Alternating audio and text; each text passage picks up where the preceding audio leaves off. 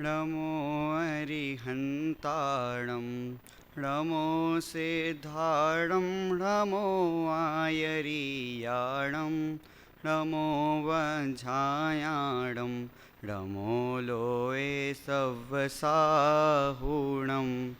वन्दितु सव्वसिद्धे ध्रुवमचलमणोभवं गदिं पत्ते वोच्छामि समयपाहुड मिडमोसुद केवली भडिदं नमः समय साराय स्वानुभूत्या चकासते चित् स्वभावाय भावाय सर्वभावांतरक्षिदे। ग्रंथादिराज समय सार पर हमारी चर्चा विगत दिनों से चल रही है। इसी क्रम में कल हमने छठवीं गाथा का भावार्थ और छठवीं गाथा को पूर्ण किया था। तो छठवीं गाथा में एक अंश बहुत मार्मिक रह गया था। उस अंश की चर्चा करते हुए आज हम पुनः सातवीं गाथा पर आगे देखेंगे। तो छठवीं गाथा में किस प्रकार से हमने कल देखा था, एक बार हम छठवीं गाथा को बोलते हैं कि उसके क्या लिखा। रवि होदी आप मत्तो रप मत्तो जान गो दुजो भावो। क्या लिखा कि ना अप्रमत्त है और ना प्रमत्त है। यहाँ पर हमें एक प्रश्न खड़ा होता है कि आचार्य देव ने पहले अप्रमत्त और बाद में प्रमत्त क्यों लिखा। अगर गुणस्थान में जब बात करें तो छठवां गुणस्थान पहले होता, सातवां बाद में। छठवां प्रमत्त है और सातवां अप्रमत्त, तो क्यों ऐसा लिखा। भूल तो नहीं गए थे आचार्य, नहीं भूले थे, तो इसलिए लिखा। बताओ, प्रमत्त है वह अंत दीपक, कल हमने इसकी चर्चा की थी, और जो अप्रमत्त है वह आदि दीपक, पहले से छठवें गुणस्थान तक अंत हो गया और वहाँ से छठवें गुणस्थान से गुणस्थानातीत उनका प्रारंभ हुआ। तो इस अपेक्षा से उन्हें आदि दीपक कहा। तो यहाँ पर उन्होंने फिर दादा ने भी जब उसका पद्यानुवाद लिखा, उसमें क्या लिखा दादा ने कि न अप्रमत्व है न प्रमत्व है, बस एक ज्ञायक भाव है। इस भांति कहते शुद्ध पर जो ज्ञात वह तो वही है। तो न अप्रमत्व है और न प्रमत्व है, तो वही बात। जबकि हम इसको अगर समझेंगे तो यही लेंगे कि अप्रमत्त इसलिए लिखा क्योंकि छठवां गुणस्थान चढ़ने का गुणस्थान नहीं है, उतरने का गुणस्थान है। जब जीव चौथे गुणस्थान से जाएगा, कहीं से भी जाएगा, तो वो पहले सातवें में जाएगा कि छठवें में जाएगा, सातवें में जाएगा।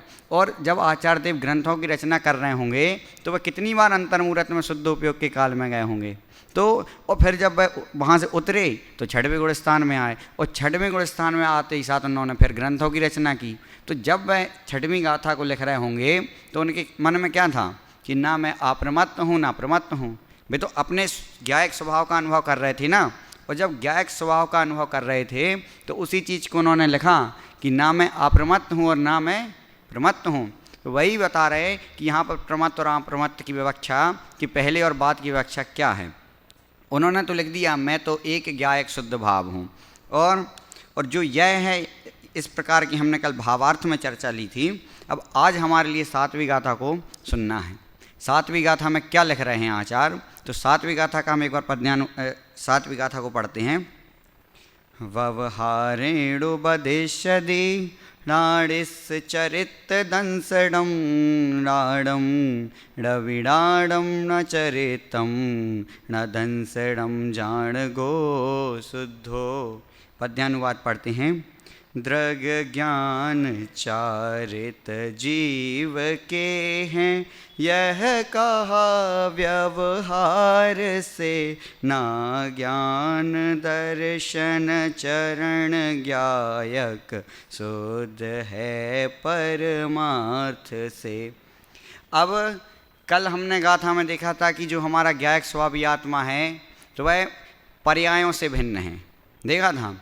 तो कल जब भाई साहब ने आके जब सातवीं गाथा की चर्चा कर रहे थे तो क्या बताया था कि सातवीं गाथा में गुण भेद से भिन्न बताया था, और सातवीं गाथा में अनुभव के काल की बात आई है कि अनुभव का काल जब दृष्टि का विषय, इसको नाम इसलिए दिया कि जब पर पदार्थों से भिन्न हो जाएगा हमारा ज्ञायक स्वभावी आत्मा, तो वह भिन्नता किससे कहाँ कि वह दर्शन ज्ञान चारित से। इसका हम सामान्य अर्थ देखेंगे पहले अपन गाथा में क्या लिख रहे हैं, व्यवहारेणु वदिष्यति, क्या लिख रहे हैं, व्यवहारेणु, व्यवहार से कह रहे हैं, क्या कह रहे हैं, राणिस्त ज्ञानी के, राणिस्त अर्थात क्या लिखा कि ज्ञानी के, चरित्र दंसणम नाणम, चारित्र दंसण दर्शन और नाण अर्थात ज्ञान। तो ये किससे, व्यवहार से किसके होते हैं, ज्ञानी के होते हैं। क्या, दर्शन ज्ञान और चारित्र व्यवहार से ज्ञानी के होते हैं। अब उसी के नीचे क्या लिख दिया, रविणाणम न चरित्रम, ना ज्ञान है ना दर्शन है ना चारित्र है, वो तो मात्र एक शुद्ध है। कैसे है, परमार्थ से है। अब आप लोग सोच रहे होंगे इसमें परमार्थ शब्द कहाँ आया, दादा ने पद्यानुवाद में लिख दिया कि वह तो एक शुद्ध भाव है, परमार्थ से ऐसा कहा है। तो ऊपर कह दिया ना व्यवहार से है, ऊपर की पंक्ति में क्या लिखा, व्यवहारेणु वदिष्यति। तो जब व्यवहार से ऊपर की लाइन का कथन आया तो हमें स्वतः समझ लेना चाहिए कि नवीणाणम न चरित्रम न दंसणम जान गो शुद्धो। तो क्या लिख रहा है इसमें कि वह तो निश्चय से क्या है, एकमात्र शुद्ध भाव है, ज्ञायक पर भगवान आत्मा है। यही चर्चा यहाँ पर ली। अब इसके बाद हम आगे की चर्चा आगे बढ़ाते हैं। क्या कहा, कल हमने देखा था अशुद्धता परद्रव्य के संयोग से आती है। तो आज की जो चर्चा करनी है वह ज्ञायक के, उससे ज्ञायक का अवलंबन लेकर जो आज की चर्चा है वो उसको हमें देखना है। तो इसमें क्या लिखा था कि ज्ञेय ज्ञायक का संबंध होने पर भी इसमें अशुद्धता नहीं आती, ऐसा लिख रहा है छठवीं गाथा में। तो इसको क्या कहा कि ठीक है, स्वज्ञायक को जानने से तो अशुद्धता नहीं आएगी, लेकिन परज्ञेयों को जानने से अशुद्धता आती है। ये किसी ने प्रश्न पूछ लिया उनसे कि ठीक है, जब स्वज्ञेयों को जानेंगे तो अशुद्धता नहीं आएगी, लेकिन अगर परज्ञेयों को जानेंगे तो अशुद्धता आ जाएगी। तो अब इसका उत्तर क्या दिया है, तो क्या लिखा कि जो ज्ञेय ज्ञायक हैं वे तो क्या हैं, आत्मा के स्वभाव हैं, आत्मा के स्वभाव कहा। फिर क्या लिख रहे हैं कि इसी प्रकार जब हम विकल्पों में जाकर दर्शन ज्ञान चारित्र ऐसे गुणों के माध्यम से बखान करते हैं, जब हम ज्ञान दर्शन पूर्वक बखान करते हैं तो हमें, जब हम ऐसा बखान करते हैं कि आत्मा कैसा है तो हम क्या कहते हैं, आत्मा दर्शन स्वभावी है, ज्ञान स्वभावी है। फिर क्या लिख रहे हैं कि हम गुण भेद रूपी कथन करते हैं। तो वहाँ पर ऐसा प्रश्न हुआ होगा कि जब हम ये कहेंगे कि आत्मा दर्शन स्वभावी है तो जीव का दर्शन के ऊपर सब चीज़ हो जाती, फिर वह आत्मा को भूल जाता है। अगर हम किसी को गुण रूप कह देंगे तो सिर्फ उसे गुण, जैसे कोई विद्यार्थी, जैसे सौरभ बैठा है तो सौरभ बहुत अच्छा क्रिकेट खेलता है, अगर हमने उसका क्रिकेट उसका लक्षण बना दिया ना तो सौरभ किसी को ध्यान नहीं रहेगा, क्रिकेट सबको ध्यान रहेगा कि बहुत अच्छा क्रिकेट खेलता है। तो वही बात यहाँ पर ले रहे हैं कि अगर हमने उसको ज्ञान स्वभावी और दर्शन स्वभावी कह दिया, किसको, आत्मा को, तो फिर लोग, जीव क्या मान लेता है कि वह तो मात्र ज्ञान दर्शन वाला मान लेता है। और जबकि इसी का निराकरण करने के लिए आचार्य देव ने गाथा लिखी, क्या लिखी कि नवीनाणम न चरित्रम, और क्यों लिखी, ये निश्चय से है। तो अब यहाँ पर हमें एक प्रश्न उठता होगा कि समय सार इतना बड़ा है, समय सार में कितनी गाथाएँ हैं, 415 गाथाएँ हैं। तो आचार्य देव ने, अगर कोई मंदबुद्धि जीव इस ग्रंथ को पढ़ेगा तो वो सीधे निश्चय की बात करेगा, और वह अगर एक बार ये देख लेगा कि इसमें तो कथन होता है, वह तो ऐसा सीधा लिख दिया ना मेरे ज्ञान दर्शन है ना कुछ नहीं है, मैं तो भिन्न अखंड निराला हूँ, तो फिर तो वो पढ़ेगा ही नहीं। तो लेकिन यहाँ पर अपन जब शिविर में एक बात आई थी, क्वेश्चन आया था समय सार में, क्या आया था कि 12वीं गाथा तक तो समय सार पूर्ण हो गया संक्षिप्त रुचि वालों के लिए। तो अब चाहे पूर्ण हो गया, उस आधार पर तो उनके लिए, संक्षिप्त रुचि वालों के लिए भी निश्चय का वर्णन लिखना जरूरी था कि नहीं। उस अपेक्षा से भी हम देख सकते हैं कि यहाँ पर ये लिखा है कि तू ना दर्शन स्वभावी है ना ज्ञान स्वभावी है, तू तो ज्ञायक स्वभावी मात्र है, ऐसा यहाँ पर। इसलिए हमें यह भी बात समझनी जरूरी थी, क्योंकि अब चाहे टोडरमल जी की लिखने की शैली देख लो, वो भी पहले निश्चय कथन करते हैं, फिर अगर जीव को नहीं समझ में आएगा फिर व्यवहार की तरफ से समझाया जाएगा। ऐसा यहाँ पर है। अभी तो हम सीधी दृष्टि के विषय 6वीं 7वीं गाथा में आचार्य देव ने निश्चय परक कथन कर दिया। 6वीं गाथा में क्या किया था, ना तू प्रमत्व है ना प्रमत्त है, और आज कर दिया कि तू ज्ञान दर्शन स्वभावी भी नहीं है। तो वही फिर आगे उसको बताएंगे, व्यवहार की बात भी आगे ही गाथाओं में आएगी, भाई आगे के वक्त आपको बताएंगे। लेकिन जो आज दृष्टि के विषय पर चर्चा चल रही है उसलिए यहाँ पर लिखा है क्योंकि तू ना दर्शन स्वभावी है ना ज्ञान स्वभावी है। इसकी आज हम उत्थानिका में क्या आया है उसकी चर्चा करेंगे। तो इसका उत्तर जो हमने क्वेश्चन किया था तो उसका उत्तर इस प्रकार से है कि गुण भेद जीव के हैं ही नहीं। आचार्य देव ने सीधा इतने में उत्तर दे दिया था कि ये गुण भेद तो जीव के हैं ही नहीं, और फिर अशुद्धता का तो सवाल ही नहीं आता। जब हमने क्वेश्चन किया था ना गेय गायक वाला कि परद्रव्यों को जानने से अशुद्धता आती है, और फिर हम तो यहाँ पे इसका उत्तर एक लाइन में दे देंगे कि गुण भेद तो जीव के हैं ही नहीं, तो अशुद्धता का तो कोई सवाल ही नहीं आता है। इस प्रकार से फिर कहा था कि एक शब्द आया है अब गाथा में, क्या आया कि ज्ञानी नाड़िस्य। नाड़िस्य अर्थात किसके हैं, ये ज्ञानी के हैं ना। तो अब ज्ञानी का जैसे ही प्रश्न आता है तो लोग पूछते हैं ज्ञानी कौन, सब अपने आप को ज्ञानी मानने लगते कि नहीं मानने लगते। तो वही बात यहाँ पर लेनी, ज्ञानी कौन। पहले तो हम ये प्रश्न पूछें तो बताओ, जो बीतरागी सर्वा के देव हैं उन्हें हम ज्ञानी मान लेंगे, सब मान लेंगे उनके लिए, चलो वो ठीक है, वो ज्ञानी हैं। उसके बाद मुनिराज, 6वें 7वें गुणस्थानवर्ती मुनिराज की बात आई, तो वो ज्ञानी है कि नहीं है, वो भी ज्ञानी है, ठीक है। फिर उसके बाद कहा अनुवृत्ति श्रावक को भी ज्ञानी। फिर हम जैसे चलो हम मिथ्यादृष्टि जीव होगा जो, वो ज्ञानी होगा कि नहीं होगा। तो हम ये समझते ही नहीं हैं। कहा कि गुणस्थान अपेक्षा, तो अगर इसकी चर्चा करें ज्ञानी कौन, तो अपन कहते हैं ना कि पहले और तीसरे गुणस्थानवर्ती जीव अज्ञानी है, पहले से तीसरे गुणस्थान, और चौथे के आगे के गुणस्थान वाला जीव ज्ञानी माना जाता है। लेकिन अगर हम उसे गुणभेद से भिन्न देखेंगे, ज्ञानी अज्ञानी की अपेक्षा से भिन्न देखेंगे, तो प्रत्येक जीवात्मा ज्ञायक स्वभावी है। यहाँ उस ज्ञानी की बात कर रहे हैं। किस ज्ञानी की बात कर रहे हैं कि ये प्रत्येक जीव द्रव्यात्मा व ज्ञान स्वभावी है, उस जीव की बात कर रहे हैं। अब जब ज्ञान ज्ञेय की बात आती है तो प्रवचन सार की जो 23वीं गाथा है, उसका सुंदर कितना अच्छा ज्ञान की बात यहाँ पर लिखी है। उसकी हम गाथा का पद्यानुवाद पढ़ते हैं। जब ज्ञान और ज्ञेय की बात आती है तो उसका पद्यानुवाद में लिखा, यह आत्मज्ञान प्रमाण है, अर ज्ञान ज्ञेय प्रमाण है ज्ञेय लोकालोक इस विधि सर्वगत यह ज्ञान है। ज्ञान कैसा है, वह सर्वगत है। यह आत्मा कैसा है, ज्ञान प्रमाण है, ज्ञान वाला है, और जिसके ज्ञान है सो वो ज्ञानी है।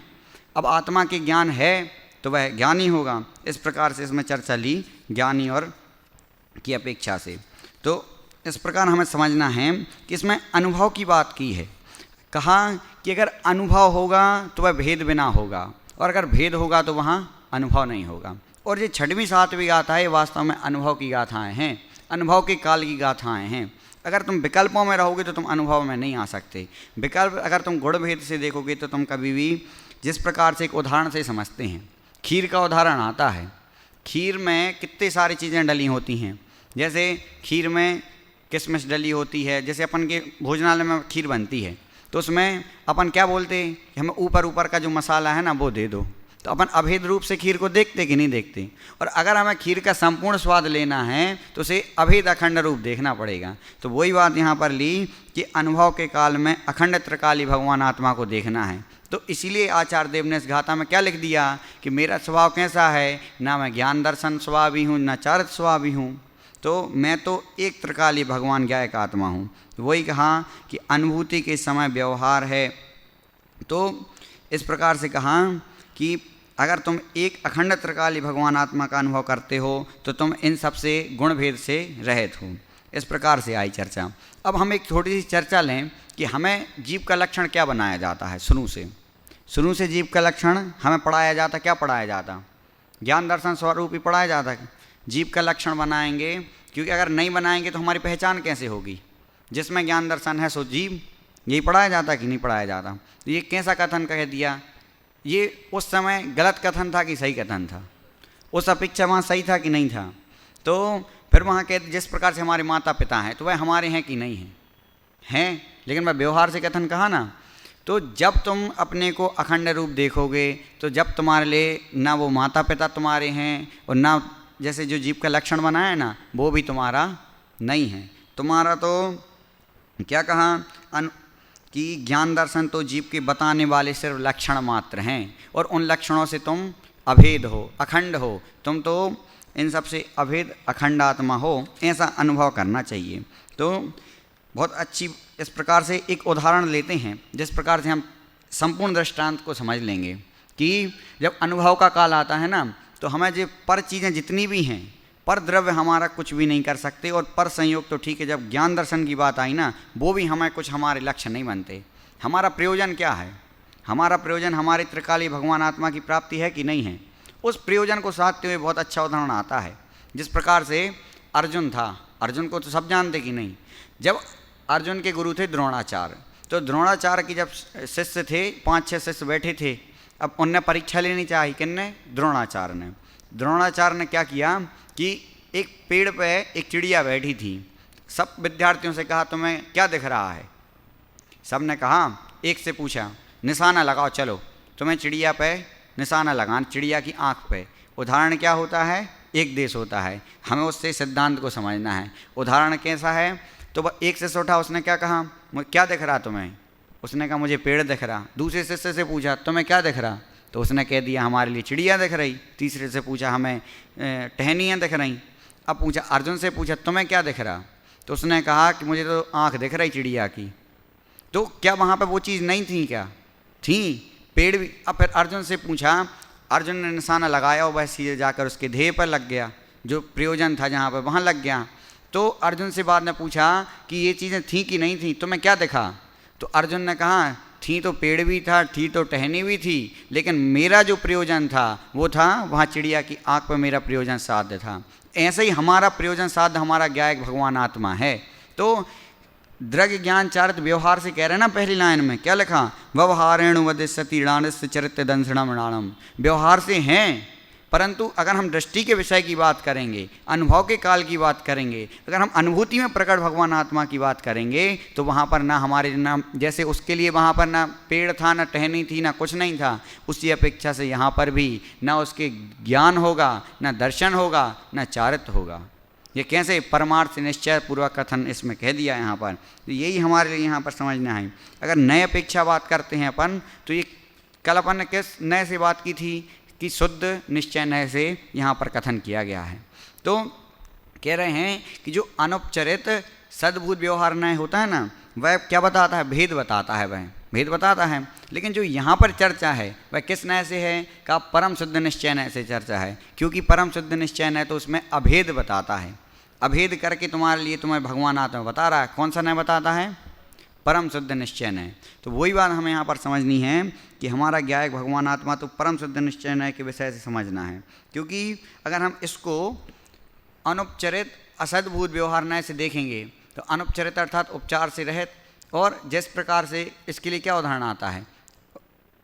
अनुपचरित असद्भूत, असद्भूत अर्थात असत्यार्थ। इसके लिए उदाहरण आता है जिस प्रकार से कोई मेहमान हमारे घर पर आते हैं तो हम उनसे क्या कहते हैं? व्यवहार से कह देते कि ये घर तो आप नहीं समझना, क्या उनका घर हो जाता है?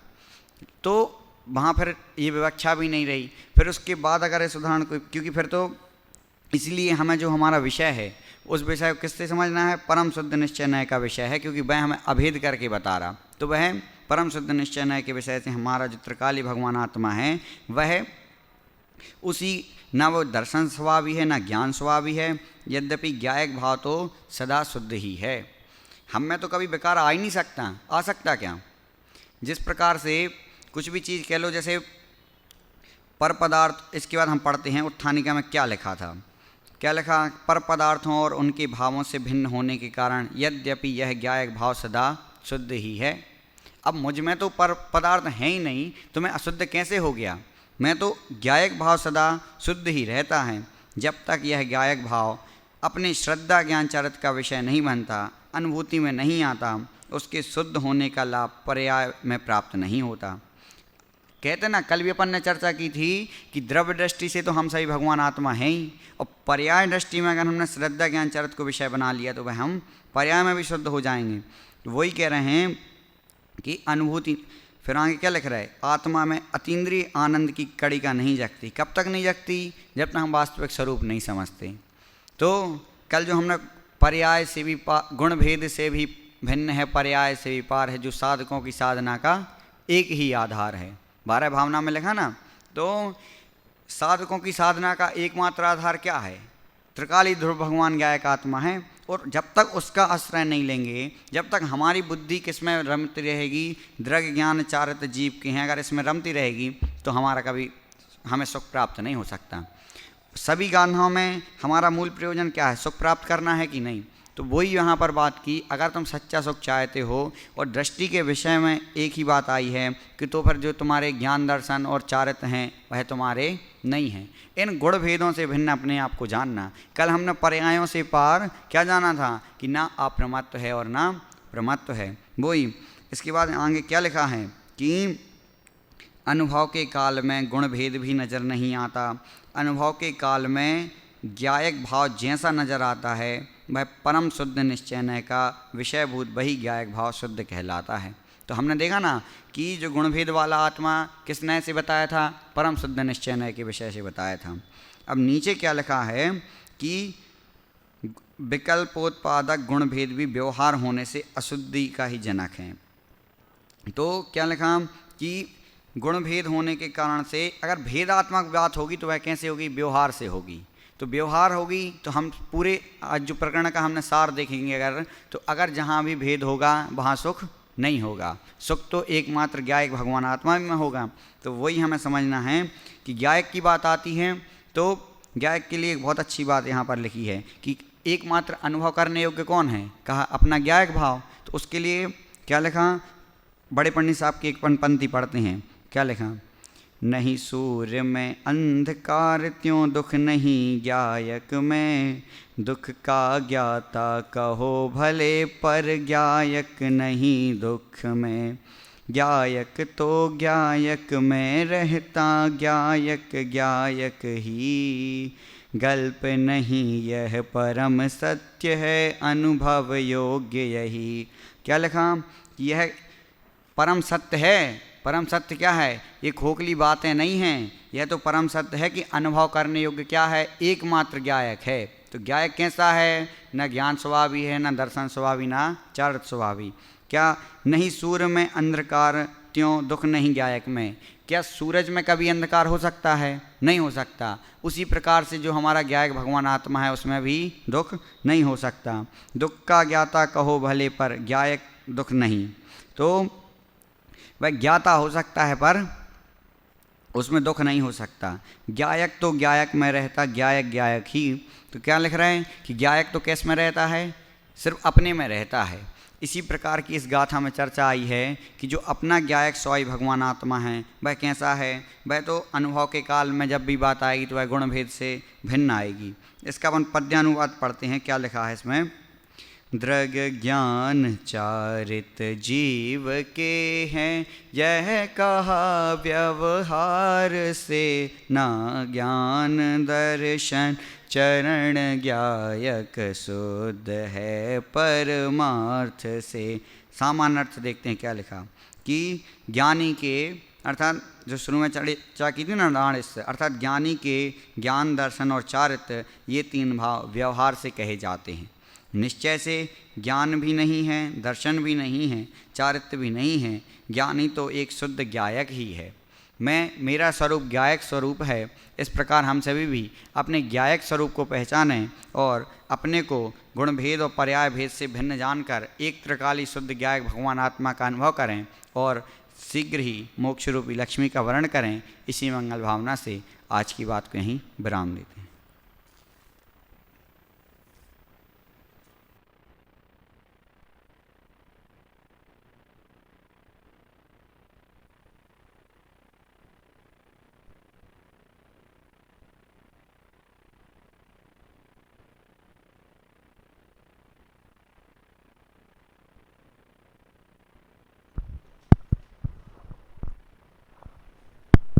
आठ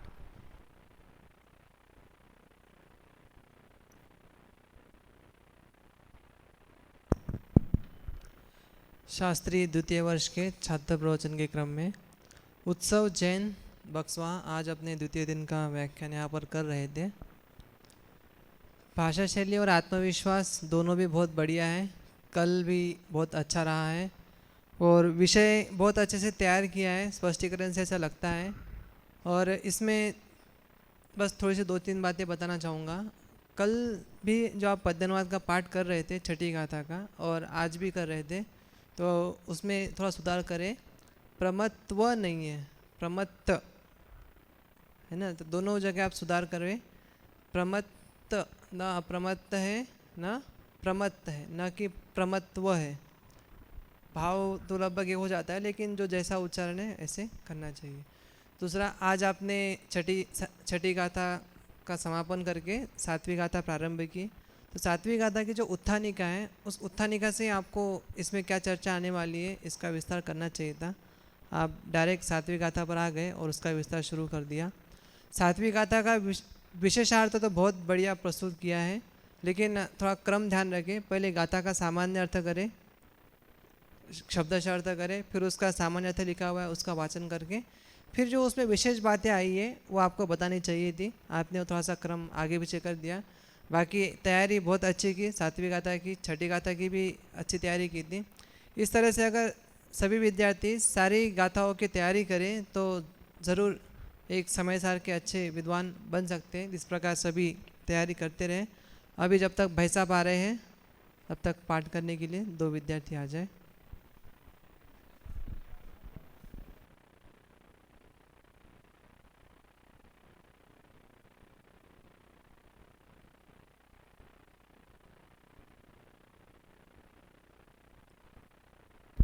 हेलो।